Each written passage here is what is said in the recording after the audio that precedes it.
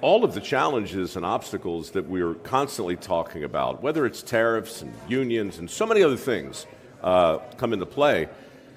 But he's also going to run into not just a skill gap, but a will gap.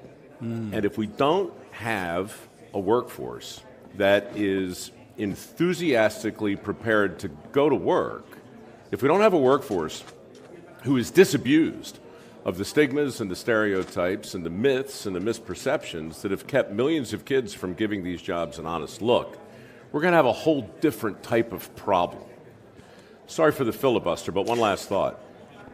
Back in 2009, when we started MicroWorks, President Obama announced a commitment to 3 million shovel-ready jobs. And I wrote him an open letter, and I said, listen, I'm rooting for you. I love this idea, but have you thought about the fact that the country, by and large, is not all that interested in picking up a shovel?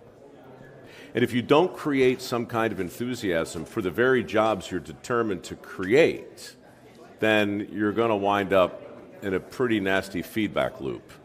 And that's what we've been working on for the last 16 years. And the ship is finally starting to turn. You know, before we continue, you're just, as I'm listening to you, I can't help but think of this, crazy irony. Because I remember back in those days, there was this idea that people who had some of these jobs would need to, quote, learn to code. Do you remember that? Oh, sure. Right. Yeah. Well, now we have, this massive kind of AI revolution, chatbot, and, much more revolution. And